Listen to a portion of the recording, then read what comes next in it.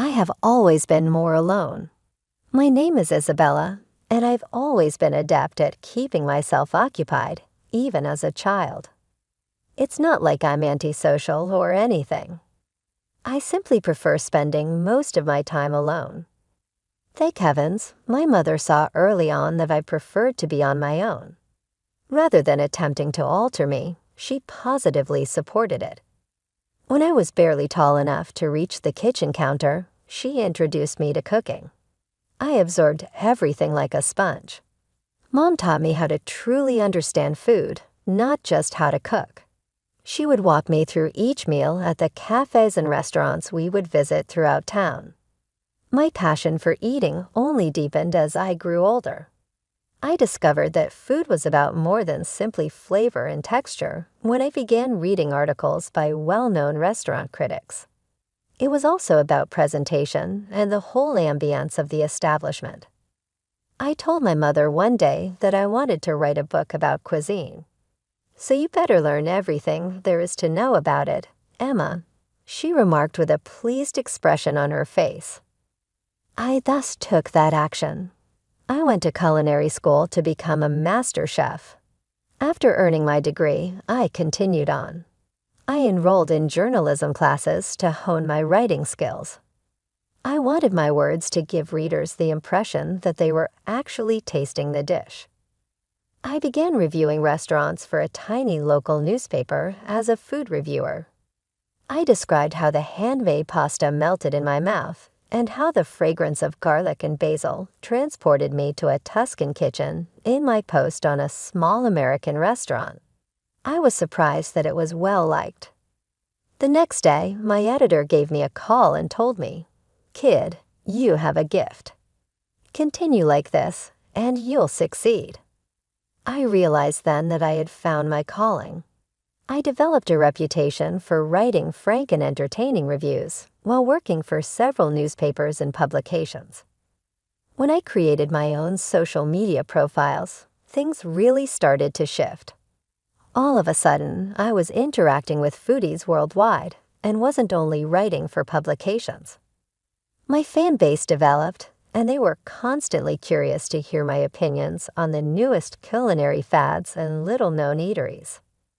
I was seated at a nice table at the Rustic Spoon, a brand-new farm-to-table restaurant, one evening taking notes for my review. I spotted an older couple at the adjacent table staring at me while I wrote about the ambience. The woman was gazing at me and speaking to her husband. I returned to my notepad, grinning graciously, having become accustomed to being recognized. I heard her voice suddenly. It was enthusiastic and pleasant. "Pardon me, are you Isabella Sermon?" "The culinary expert." I said, "That's me. Nice to meet you," nodding. "Oh, I'm so a fan," she said. "All of your posts are followed. Do you want to have supper with us?" I wavered. Usually, I prefer to eat by myself while working, but their sincere excitement caused me to reconsider. I then seated myself at their table. The woman identified her husband as Larry and herself as Janet before pointing to a young man I had previously seen. "And this is Scott, our son," she said. With a smile, Scott raised his head from his phone. He grinned and said, "Hey, nice to meet you." We struck up a casual discussion right away. Janet and Larry were really interested in hearing about my recent adventures, and Scott was often adding hilarious comments that made me laugh even when I wasn't laughing. I discovered that I was enjoying their company more than I had anticipated as the evening wore on. In particular, Scott was a pleasure to speak with.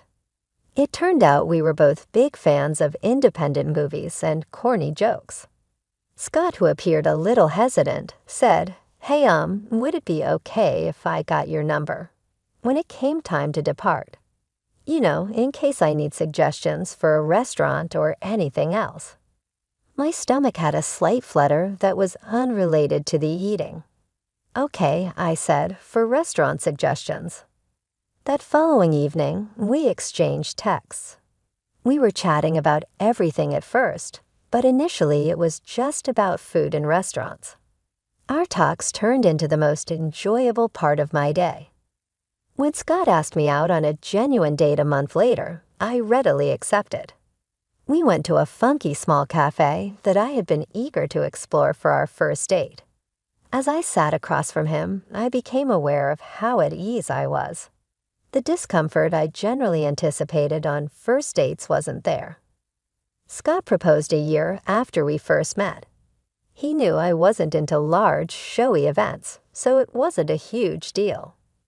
Rather, he prepared me supper, an effort at something sweet that resulted in lumpy mashed potatoes and a little charred steak, and asked me to marry him over dessert. I mean, how could I refuse that? After the wedding, we moved into my apartment.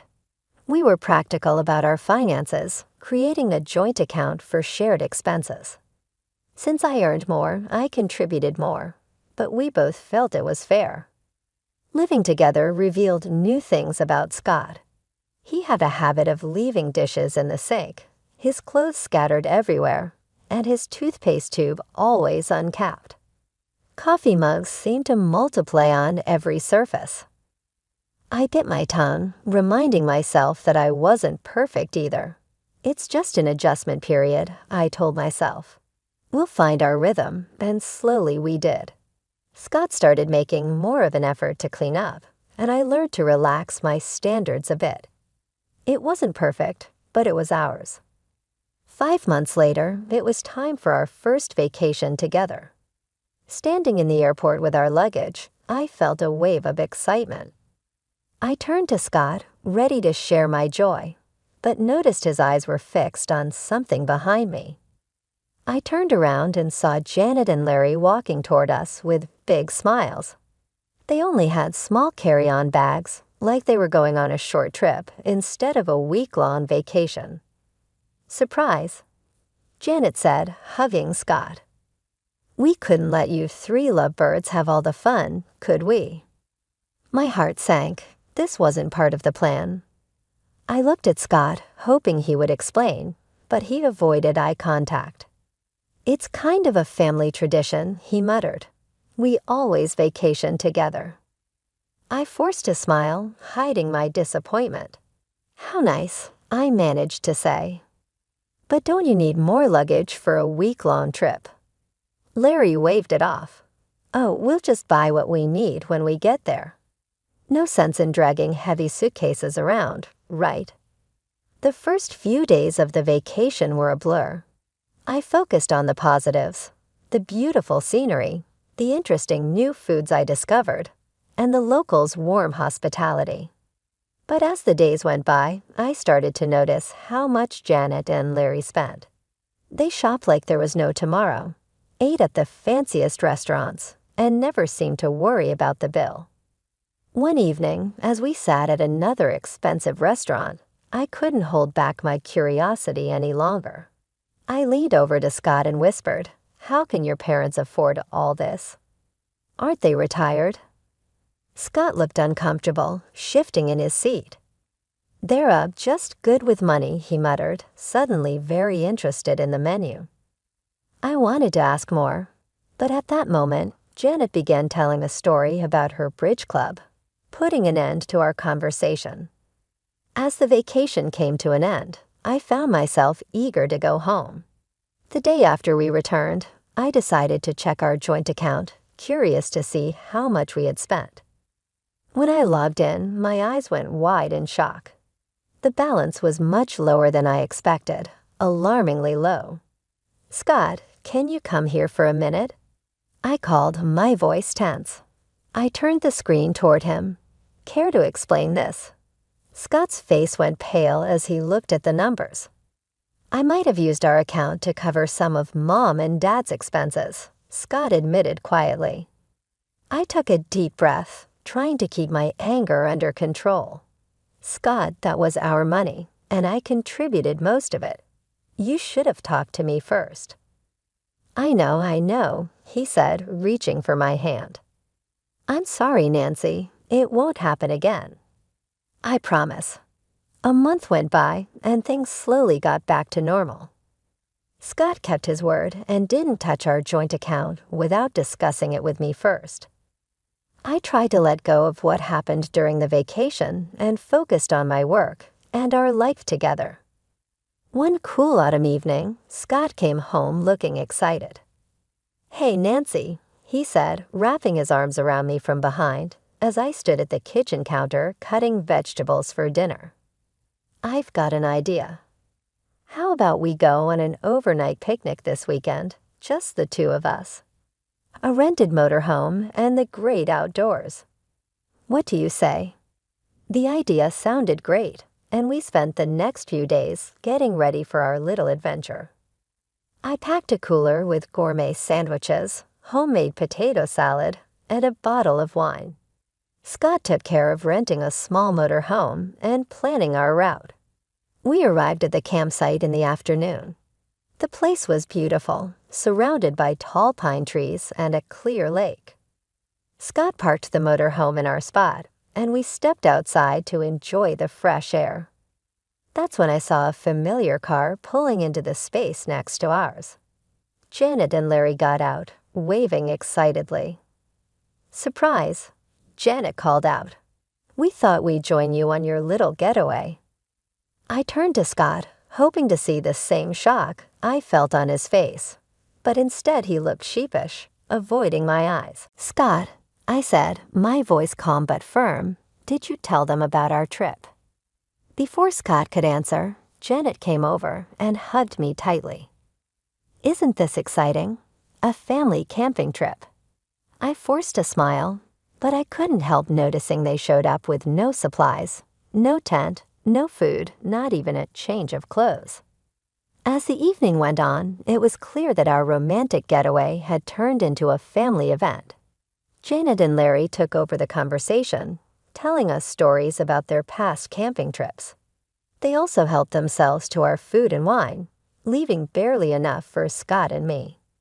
When it was time to sleep, another issue came up. Our small motor home wasn't built for 5 people.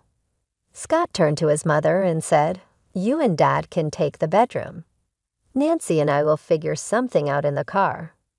So instead of enjoying a cozy night together in the motorhome, I found myself uncomfortably curled up in the back seat of our car while Scott snored softly in the front.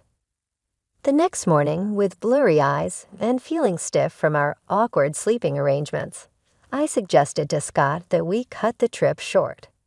The drive home was tense, filled with awkward small talk and long periods of silence.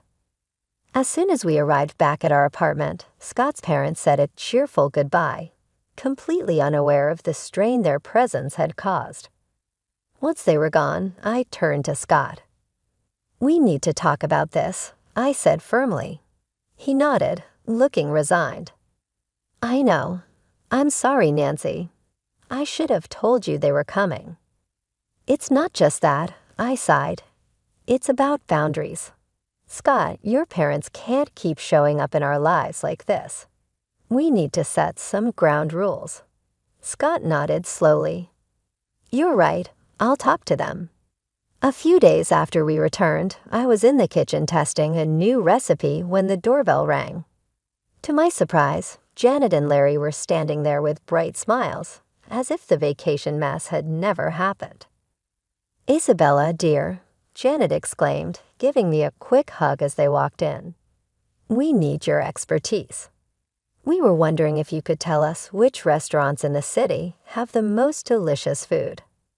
I was caught off guard by the question. "Well," I said, "there are quite a few great places. The French bistro downtown is fantastic, and Sakura Sushi and Thai cuisine on 3rd Avenue has some of the best sushi I've ever had." "Why do you ask?" Janet's eyes lit up with excitement. "Oh, we thought we'd keep an eye out for any open events at these restaurants, so we can go and eat for free." I turned to Scott, who had just walked into the room, hoping he would back me up, but he just shrugged and said, "Come on, Nancy. You've got to accept my parents as they are. No use trying to change them." I was speechless. This felt like crossing a line, didn't it? But before I could respond, Janet and Larry thanked me and left, happily chatting about their plans to get free meals. A few days later, I was preparing for a review of a new upscale American restaurant, Band 8. As usual, I posted the details of my visit on social media, letting my followers know when and where they could expect my next review. That evening, I arrived at Band 8, settled into my table with my notebook in hand, ready to experience and evaluate the menu. I had just opened the wine list when I heard a familiar voice. "Well, hello there." I looked up and saw Janet and Larry smiling as they sat down at my table without asking. My heart sank. Janet picked up a menu and announced loudly, "I'm Isabella's mother-in-law, you know. We're here to enjoy the free meal with her." I felt my face heat up with embarrassment. "Janet," I whispered, "please keep your voice down. I'm here to work. You can't just show up like this." But Janet wasn't listening. She raised her voice even more. "Oh, don't be silly, dear. Everyone knows food critics eat for free. Why shouldn't your family enjoy the perks too? We have every right to be here." I could feel the eyes of other diners on us, and the head waiter was walking toward our table, looking concerned. This was getting out of control fast. "Janet, Larry," I said firmly but quietly, "this is your last warning. If you don't leave right now, I'll have no choice but to call security. You're interrupting my work and causing a scene." Janet's face twisted with anger. She stood up quickly, her chair scraping against the floor. "Well, I never," she shouted. "Is this how you treat family, Isabella?" As she grabbed her purse, she turned to me one last time, her voice full of disappointment. "You know, I think I made a big mistake. I'm the one who told Scott to marry you. I followed your Facebook page and thought, now there's a girl who could help us enjoy the finer things in life. I thought you'd take us to fancy restaurants for free, maybe even help us out a little. But I was wrong. If this is how you treat family, well, we're not interested in being part of yours anymore." With that, Janet stormed out of the restaurant, Larry following behind her. The silence that followed was deafening. My hands were shaking as I reached for my phone and dialed Scott's number. He answered on the third ring. "Scott," I said, my voice barely a whisper, "is it true? Did your mother really push you to marry me because she thought I'd provide for them?" There was a long pause on the other end of the line. Finally, Scott sighed. "Yes," he admitted. "Mom saw your success and thought, well, you know how she is. She insisted you be perfect for me, for us." It felt like the ground had disappeared beneath me. I hung up the phone and turned to the head waiter, who had been standing nearby. "I'm really sorry for the disturbance," I said. "I won't be able to finish my review tonight. Please give my apologies to the chef." As I gathered my things, I pulled out my phone again and quickly typed a message to my followers, explaining that due to unexpected events, my review of Bardi Santa would be postponed. The drive home was a blur, my mind racing to make sense of everything that had happened. When I walked through the door of our apartment, Scott was waiting for me, his face full of worry. "Nancy," he began, but I held up my hand to stop him. "Why didn't you tell me?" I asked softly. "Was I just a way for your family to get what they wanted?" Scott's face fell as he reached for my hand. This time, I didn't pull away. "No, Nancy. No, well, yes, it started with my mom's idea, but I fell in love with you. Not your job, not your connections, just you." I sank onto the couch, suddenly feeling drained. Scott sat next to me, his eyes full of hope. "I know I've made mistakes," he said quietly. "I should have set boundaries with my parents a long time ago. But Nancy, I love you. I want to make this right. Can we try to fix this?" I looked at him, really looked at him. Despite everything, I knew I still loved him. As we sat there on the couch, our hands intertwined, I felt a small glimmer of hope. Maybe, just maybe, we could get through this and come out stronger. The next couple of months passed peacefully. Scott worked on setting boundaries with his parents, and I threw myself into my work, trying to rebuild the trust in our relationship. Then the moment I had worked toward for years finally came. My cookbook was published. It was more successful than I ever dreamed. Major newspapers and magazines praised it, and it quickly became a bestseller on all the big online retailers. One evening, as I was scrolling through yet another glowing review, Scott came home with a surprise. "Let's celebrate your success," he said, his eyes sparkling with excitement. "I've planned a trip to that charming city you've always wanted to visit. It has everything you love: great restaurants, historical sites, beautiful nature, and I booked us a room at that boutique hotel you've been eyeing." I paused for a moment, then asked the question that had been on my mind. "It's just us, right? Your parents aren't coming?" Scott looked me straight in the eye. "I promise, Nancy, it's just us. No parents, no surprises." The day of our trip arrived, and we made our way to the train station, luggage in hand, feeling hopeful about what was ahead. My heart sank. There they were, Janet and Larry, waving enthusiastically. I turned to Scott, hoping this was just a bad coincidence, but the guilty look on his face told me everything. "I'm sorry," he mumbled, avoiding my eyes. I could not invite them. Mom found out about the trip. In that moment, something inside me broke. All the promises, all the efforts of the past months, they meant nothing. But I forced a smile as Janet and Larry approached. I noticed they only had a small purse between them, no luggage. "Where's your luggage?" I asked, already knowing the answer. Janet waved her hand dismissively. "Oh, don't worry, dear. You'll handle everything, won't you? After all, we're celebrating your success." As the announcement for boarding came over the loudspeaker, we made our way onto the train. Once everyone settled into their seats, I stood up. "I'm just going to use the restroom before we leave," I said, grabbing my purse with my phone and documents inside. I stepped off the train, feeling the cool air of the platform on my face. I stood there watching as the train's doors closed, as the whistle blew, and as it slowly began to pull away from the station.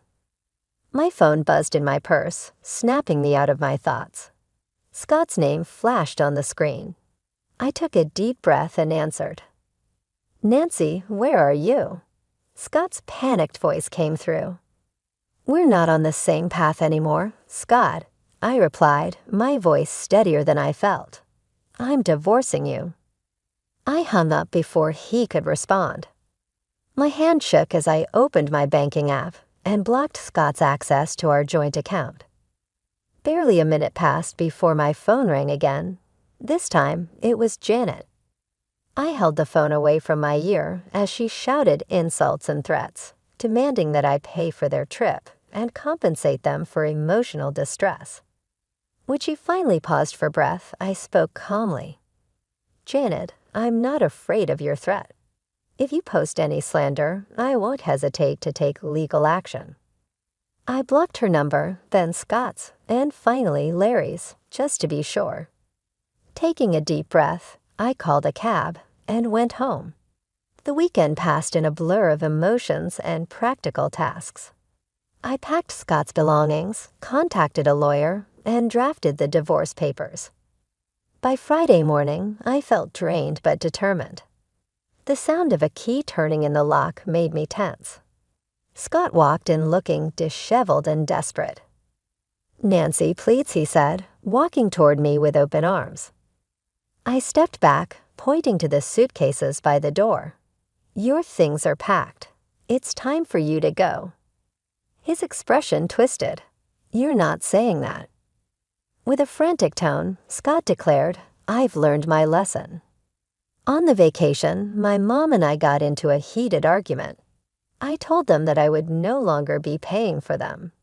Even today, I'm not speaking with them. Please give me another opportunity. I gave him the divorce papers while shaking my head. Scott, it's too late. This has more to do with respect, trust, and the life I want to lead than it does with your parents. Our desires may differ, and that's acceptable. But I'm at my limit now. Scott nodded after a drawn-out silence, his shoulders lowering in surrender. With a gentle click, he closed the door behind him as he scooped up his luggage and left. The weeks that followed were difficult, but they were also liberating. Thanks to my meticulous documentation and Scott's acceptance of the circumstances, the divorce procedure was completed without incident. I lost myself in my profession, turning to writing and cooking for solace. After everything calmed down, I discovered that I was alone once more, but not in the way I had dreaded. I once again found delight in the small things, like experimenting with new dishes, relaxing on quiet evenings with a good book, and interacting with my followers without feeling obligated to meet anyone's expectations. I had a glass of wine on my balcony one evening and enjoyed the view of the city. I couldn't resist grinning. Although my life hadn't gone as I had hoped, perhaps it had worked out perfectly. Isabella was myself again, a culinary critic, a writer, and most of all, a woman in charge of her own life.